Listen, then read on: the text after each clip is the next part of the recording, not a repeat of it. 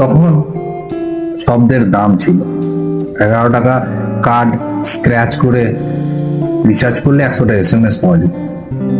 প্রত্যেকটা SMS এর শব্দ সংখ্যার লিমিটও ছিল। কথা বলতে বলতে ফুরিয়ে গেলে অনলাইনে রিচার্জ করার কোনো সুযোগ হতো না, তাই প্রত্যেকটা শব্দ ভাবনা চিন্তা করে লিখতে হতো। তখন একটা এস লেখার জন্য কিপ্যাডে বাচ্চারে প্রেস, তবুও কেউ বিরক্ত। SMS বড় হয়ে গেলে তাকে কেটে কুটে ছোট করে পাঠাতো। তখন গ্রিন টিকেট কোনো ঝামেলাও ছিল না।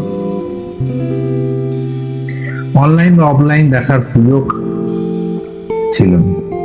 ছিল প্রত্যেকটা SMS এর পর 2-3 মিনিটের অপেক্ষা, রাতের গুড নাইট আর সকালের গুড মর্নিং বলার জন্য আলাদা করে SMS বাঁচিয়ে রাখা। তখন ইমোজির ঝামেলা ছিল না, আবেগগুলোকে অনুভবে বুঝে নিতে হতো।